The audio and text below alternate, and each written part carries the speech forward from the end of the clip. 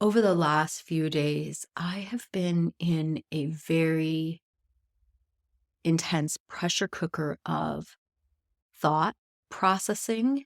I am in a space of dreamy contemplation. At the time of recording, the moon has just moved into the sign of Cancer, the sign of home and comfort and emotional nourishment, or reflecting to us where we are not getting our emotional needs met. And we're also in the place of liminality right before Mercury is about to station direct. I was actually born during a Mercury station. Mercury is retrograde, and he is getting ready to station direct. With Mercury retrograde, we have heard so much in the mainstream. Now you don't even have to be an astrologer or even a lover of astrology to have heard about Mercury retrograde.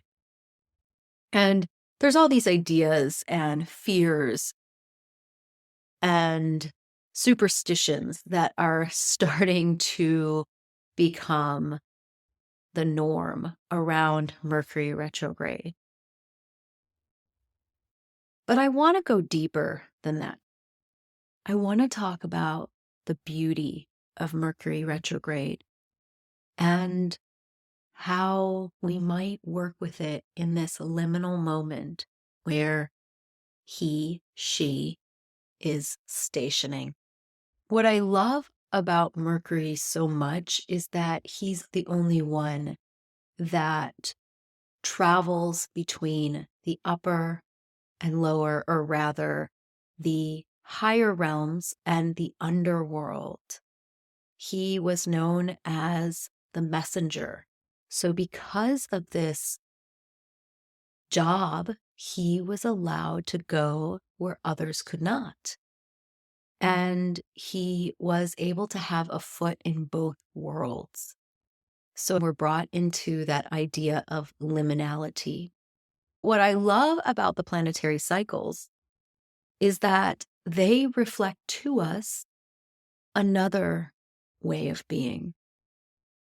Just as the seasons do, just as the moon does when we watch her phases. But the planets have this period of time every year where they all retrograde.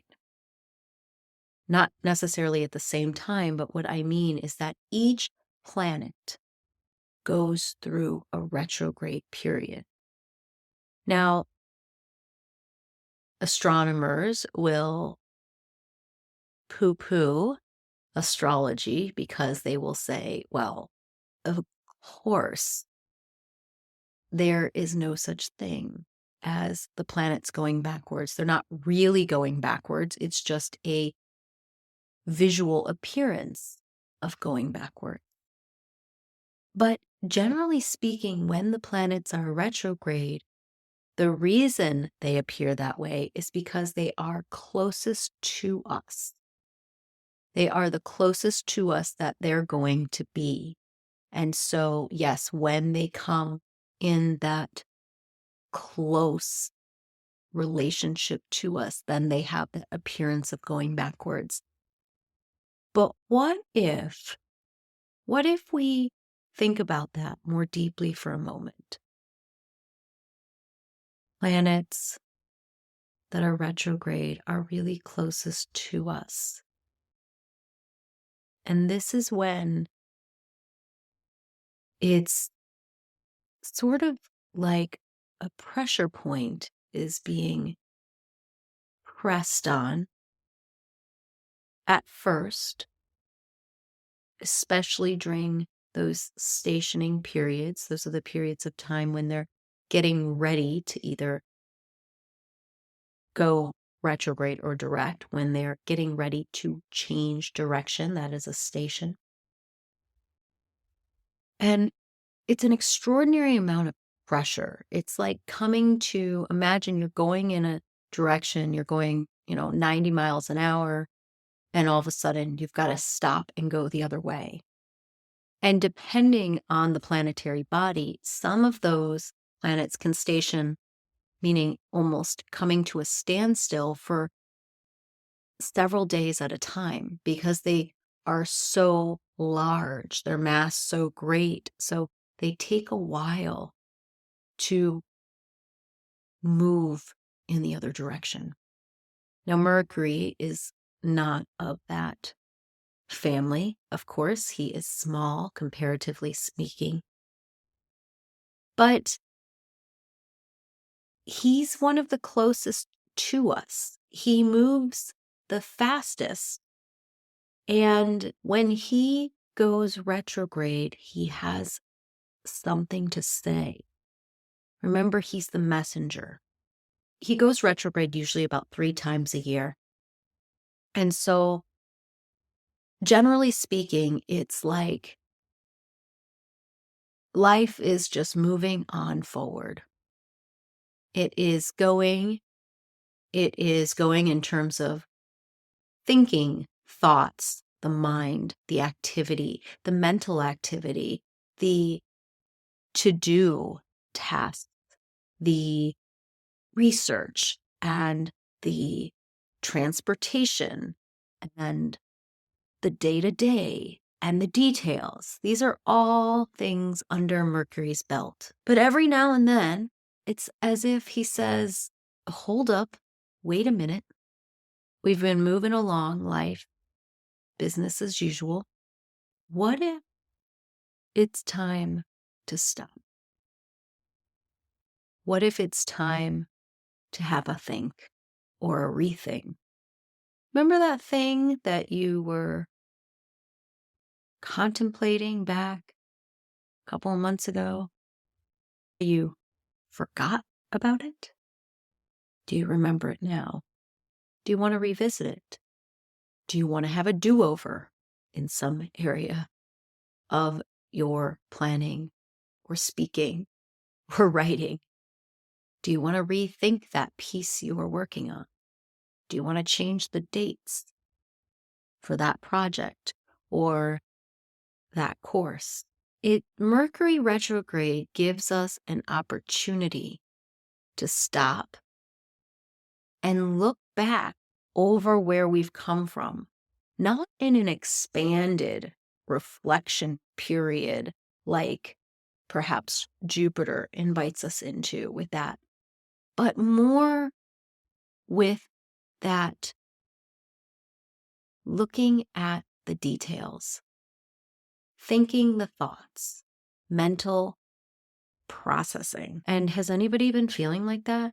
Like they are over processed in terms of not necessarily emotionality, but in just the mental chewings and marinatings. As we sit in this liminal period of the Mercury getting ready to station direct, I wonder, what have I been chewing on so much that it is well done at this point, bordering on overcooked? And so I also asked myself, wouldn't a podcast have been a more apt endeavor to record one of these episodes a couple of days ago when I was, my brain was in great back and forth. I think of the squirrel from the Norse mythology that travels back and forth from the upper branches of the tree down to the roots, passing messages, again, carrying those messages, meeting up with the eagle up in the top of the branches, going down, possibly trading secrets with the snake down yonder in the roots. That squirrel, is his name Ratatosk? A very mercurial creature indeed. The go-between. The messenger. And so what message has Mercury brought you? usually by the time he kisses the sun, we call the kazemi, the kiss, the kiss from the sun. It's when he and the sun conjoin in astrology, when they meet up. And it happens during the retrograde cycle. And at this point, they say that the planetary body, in this case, Mercury, takes on some of the sun's golden, vital energy to be reborn, in a sense. In those moments, you can't really separate the energy of Mercury and sun. They are one. So it's around that time that the idea that we had definitely came into form. The idea that we've been chewing on, and maybe there have been many, but there's usually one new thought or one old thought that has been reinvigorated, reborn, that if we tend it well, and if it doesn't get too burned up in the sun's light, that maybe we can take it forward and see what it does throughout this next Mercury cycle, which are a couple months long. So what is that thought? August 19th, that was Mercury conjunct the sun in his inferior conjunction. That's what they call it when he is conjuncting the sun during his retrograde period. And it's the start of a new cycle. So thinking back to that date, what was the thought that started to take form for you? So what was that thought for you? And what have you been doing? What have you been up to this summer? I feel like we've all been deep in our squirrel holes and caves, and it's not even fall yet. But it feels like that to me. We've all been busy. We've all been doing all the things. But at the same time, we all seem to be squirreling away in our little neck of the woods, literally or figuratively. We're all really busy behind the scenes. And in our little parts of the world, we seem to be sorting the seeds and gathering up our threads for what's coming. There is this hectic pace that is also very private. I know for me personally, I've done a lot of traveling this summer. I embarked on a 3-week journey to France, part of which was about reconnecting with one of my ancestral lands.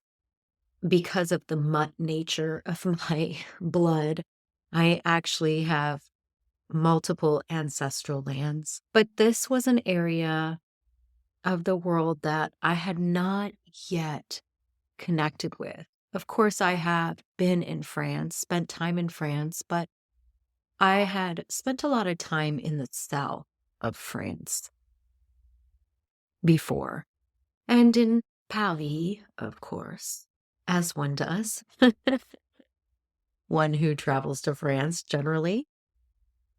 But I had never been in this part of France, and I had always been called prior to understanding that this was actually my ancestral lands. I always knew that my mother's father was French, but because that relationship had been severed when my mom was a very little girl. There was no further context or understanding around where, how, when, any of the details that I find myself extremely interested in.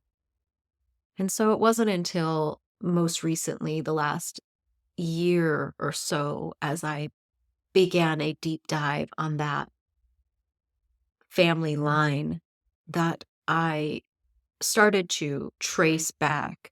And I found that, yes, I did find an ancestor that came from France, and it was a long time ago, and they came from Brittany. This is the region of France that has a lot of Celtic influence and shares stories with a lot of Britain in terms of mythology and specifically the Arthurian legends and tales.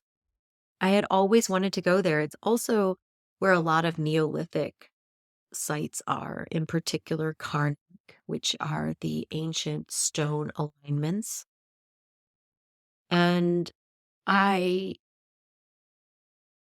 had always been drawn, but for me, and I learned this pretty early on, I need to immerse myself in an experience.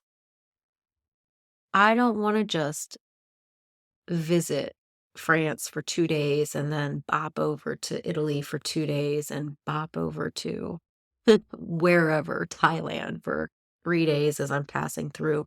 If I'm going to do something, I'm going to do something. If I'm going to be with something, explore something, I want to have the time to sink in.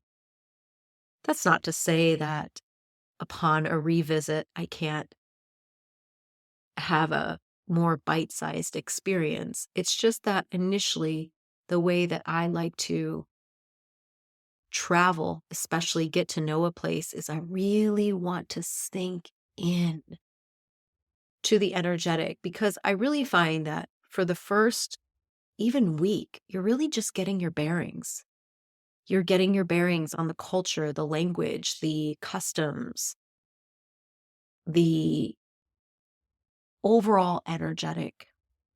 And then there comes this time where you drop a little bit more deeply, hopefully, and this doesn't happen for everyone, but with intention and with care and focus, with an open heart, patience. After a period of time, you can drop below the tourist eyes, drop below the tourist narrative, the tourist story, and maybe find a doorway in, one that you don't force yourself into, but one that opens because you are open and because your heart is seeking to connect with other.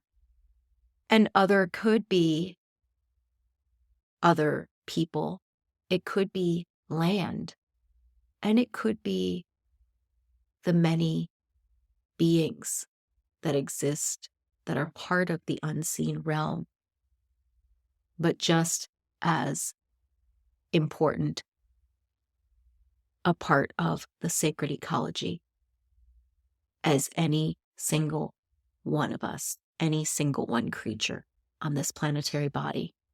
So that's what I endeavor to do when I embark on my trips. I like to give myself time to sink in, to drop below culture, to honor and respect culture, but then see if I can even drop below it. Because every culture has so many layers and layers and layers.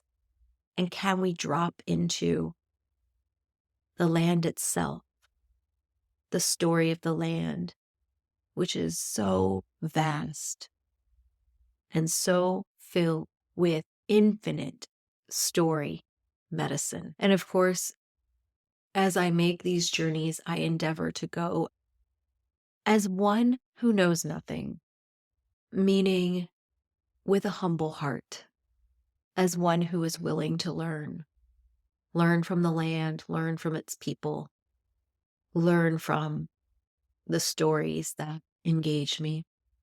So I went to France and I did spend 3 weeks there, 3 magnificent, very powerful, and extremely intense weeks. Um, and I'm actually in the middle of sharing a video series I created, which is only available to the Secret Gardeners, which are my paid subscribers on Substack. So I'll put a link to that in the show notes if that's of interest to you. But I've been processing a lot of that trip still. That trip was so layered. It had the ancestral layer, but then I was also blessed to be part of an extraordinary experience down in the south of France as well, a plant spirit initiation with lavender. And I had the extraordinary honor to study with Pam Montgomery, a well-known and respected herbalist who focuses a lot of her work on inviting us into the heart of nature and into relationship with the plants at the spirit level through these plant spirit initiations. So this retreat was this beautiful aspect of my journey that was sandwiched in between two bookends, where I was in Brittany and then I went down to the south and then I came back to Brittany to finish out the journey. Seemed a little strange, and I usually wouldn't have planned something like this, but this is what ended up unfolding. This is what spirit guided. And sometimes we just have to be open to what spirit guides. I'll never forget, I was co-organizing a trip back in 2011 with my beloved friend and former teacher and mentor, Cindy Fuller of Inner Quest Metaphysical Church. And we were co-organizing a trip to Turkey. And we were really trying to ensure that several sites were incorporated. And the problem is that they were across the country from each other. So of course we were already going to be taking these little flights. But the other issue we were running into is that the flights didn't go in all directions. So you couldn't fly from Izmir over to the region of Cappadocia. The flights didn't run like that. And the ground transportation would have taken so long, and with having such a short period of time, and nobody wants to be in a bus for, 20 hours. So we just didn't know what to do. And we finally released it. We surrendered. And one day, Cindy woke up with a divine idea. She said, I know what to do. Spirit dropped it in. And we did the strangest configuration. The tour company could not understand. They'd never seen anybody do it, but they conceded to our request. And what we ended up doing was, from Istanbul, we flew to Cappadocia, which is in the east of the country. If you imagine Istanbul being the top point of a triangle and then flying down, so you're not flying directly south, but rather more like southeast. And we flew to Cappadocia to the southeast. And then we flew back up that side of the triangle, back to Istanbul to hop another flight and then come down to the southwest, where we went to Izmir and then down the coast, spending time in Pergamum and Ephesus and Didyma, which is one of the most well-known oracles of the ancient world, next to, of course, Delphi. So, and then, of course, flying back up that side of the triangle back and ending in Istanbul. So sometimes you have to get creative, and sometimes you just have to let go of what you think is supposed to happen in these experiences, and you have to trust. I think that was the big thing that I've been traveling for 22 years abroad, traveling internationally for 22 years. And I think that's one of the biggest lessons that traveling has taught me, especially because at least a large part of my traveling has been by myself or maybe with one other person and not within a tour group. The first tour that I ever took, an actual tour in a country, was in Egypt and Jordan. We booked, my friend and I was living in London, and we were going for the Christmas holiday. I think it was about a 20-day tour, and saw all of Egypt that way and all of Jordan. And that made us feel most comfortable because I had not had any experience at all with the Middle Eastern countries. And that was what made me feel comfortable, was to do a tour where someone not only spoke the language, but also understood very deeply the customs and what was appropriate and not appropriate, and ensuring that I could be in alignment with that. And of course, there have been other times where I might have booked a smaller tour. For example, when going to Peru, to Machu Picchu, of course, booking a tour once we got into Cusco, a tour that took us, all through the Valley of the Sun. And so, of course, booking tours within a smaller context, absolutely. But I've never really been a tour person. I want to be able to explore and move as I feel inspired and guided. And I know that tours make some people feel safe, comfortable, and some people just don't want to be bothered, with the details. And I completely understand that. In fact, I had a beautiful business that curated these beautiful, expansive experiences for people, for groups, to go to specific places that I would lead. And of course, there was always this theme and this intention for the experience itself. Scotland, for example, in 2019, the theme and the intention was to support the great awakening of the dragons on the planet. And so people that felt a call to not just the place that I was leading the experience in, but also the experience, the theme, the intention of the experience itself, would enroll into this experience.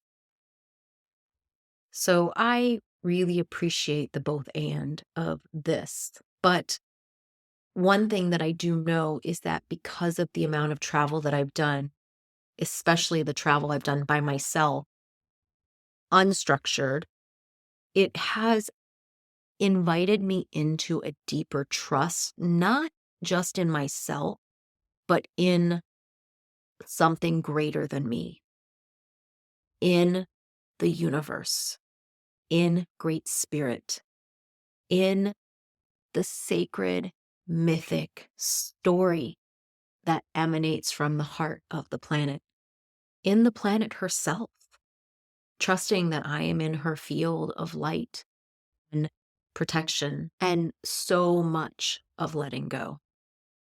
So much of letting go. My recent book that was published, Initiation, My Fairy Soul Awakening, you can check it out on Amazon or anywhere that you read books. I'll link to it in the show notes. I detail a lot of those push-pull moments in my journeys, in my travels, where I was really attached to something, or I became dog with the bone and I had to have it. And I had to let go of the grip. Anytime I'm gripping onto something, it definitely an invitation to, and I'm going to say let go, but before we let go, because I also feel like when I grip, it's never helpful when somebody tries to pry the bone out of my mouth. Like that doesn't work. It actually has the opposite effect. It actually makes me super ragey when somebody tries to pry the bone out of my mouth, when somebody tries to tell me to let go or forces me to let go. I mean, nobody can really force, you know, us to do anything, but when somebody really insinuates that I need to do something, it's a pet peeve of mine. I mean, think about like when I'm just thinking about if you have an animal, you kind of you can't pull the bone. I mean, you can't. I have a cat, and he's lying here right now, just basking in the fact that I'm talking to him, talking about him. And he has this rainbow stick that he loves to play with. Well, it's a stick and it has this long, fluffy rainbow cord. It's thicker than a string. It's a long, fluffy cord, I guess, and it's rainbow color. And he loves to play with it. It's one of his favorite toys. And you wave it around and he swats at it and he does his fly trap where he clamps down with his paws and he captures it. And then you have to wrestle it away from him. I can wrestle it away from him sometimes, but usually it's so in the grip of his claws that the best thing to do is to just let it go flat and wait for a second until he readjusts slightly. And then it usually falls off his claw and I can pull it away from him and then we start over. So I'm thinking of that with myself and with anyone, right? We do it with children, but it's also how we work with ourselves. Anytime we're trying to wrestle something away from us, from ourselves, it doesn't really work. So how can we gently invite perhaps space for us to drop, let go of what we're clenching on? And that's what travel has taught me. Travel has taught me that. It's taught me that in the most extraordinary ways. So, yeah, I have a lot I'm thinking about in terms of this trip that I recently took. It was so multi-layered, and I feel that 3 lifetimes went by in this trip, and maybe they did, considering I was working with ancestral layers and layers of healing and reconciliation. And then I was also working with the land, listening to its whispers, to its echoes, echoes and whispers that maybe haven't been heard in a long time. Land is always speaking to us. It's always singing its song of remembrance to us. But the question is, are we listening? Are we listening? And when I'm traveling, sometimes it takes me a while to sink into the listening, to sink into the language of the land. This is another story I remember. I wrote this in my book. I was on my way to the Orkney Islands, and there was a humming tone that I heard upon approaching the islands. Took a ferry over there, a ferry boat, and this humming, it was very obvious. Once I got Onto the island, however, forgot about the humming. And I didn't notice it again until I was leaving. I was on the boat, departing in the ocean, leaving. And in this case, I feel that the song had brought me into it. And therefore, I had become one with that song of the island. I didn't know it because we often, like the fish in water, we don't know it until we're in it. But I had become part of it. And it didn't become clear that I had been so immersed in the song of this place until that departure. And that is an extraordinary blessing. That is a great honor to be invited into the language, the song of the land. In order for us to be truly invited into that language, we have to be an energetic match. And that's a lot of what I teach in my courses, in particular, the course that's coming up, Sacred Sites and Quests of the Soul. Going to be teaching that in October again. How can we make ourselves an energetic match to attune to the language of the land? How can we align with earth consciousness, with sacred site consciousness, with land consciousness, so that listening is not so much a doing, but rather a place of receptivity? So, yes, so much to ponder from this recent trip.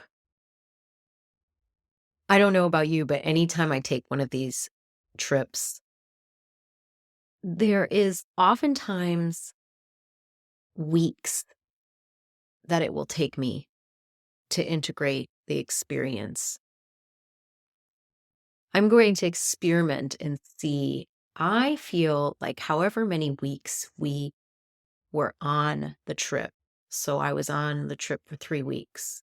It takes that many months or thereabouts, 3 months. So let's see. Let's see. For me, that would suggest that I'll still be integrating until the end of October, and that sounds about right. So I'm just thinking of, this has been kind of my journey for this summer, not just France, but then it was one trip after the other. And so when you pile on experiences without fully being able to integrate the one before it, and that's life, right? Sometimes that's the nature of how we just have to be and do, and just the nature of our schedules. I had a family reunion in Chicago shortly thereafter. It was very beautiful. My family meets, my Italian side comes together every year in a family picnic. And it's always at the end of July. So everybody always knows the date. You can look at the date for years to come. You always know because it's always on a certain Sunday, at the end of July. And after that, my partner and I, visited Grand Cayman for his parents' anniversary reunion. And that was a very beautiful gathering and event. And so as we pile one experience on the next, it's like we have to start doing our own archaeological dig on our own layers and layers of experience and consciousness and seeing what's there. And we don't want to get too far out from these things before coming back to them and really having a think, having a contemplation. And it is okay to do it in bite-sized pieces. So coming full circle to this Mercury retrograde experience, and I hope I'm giving you some ideas on how you can have a think. Now, as Mercury is stationing direct, of course, but Mercury goes retrograde 3 times a year, and these are great times to review. We always talk about the waning part of the moon as being a great review point, and I think it is. Especially that last quarter especially into that balsamic phase. Excellent time to really review and distill down what has unfolded over the month, the moon cycle. But the Mercury retrogrades give us an opportunity to go into the mind and also to travel back and forth. Remember, he is the messenger. So, traveling back into the nether regions of our thought, maybe even our subconscious mind, and then bringing those forward into the light of day, right? As he kisses the sun and then goes forward for the start of his new cycle. What are we taking forward into this new cycle with us?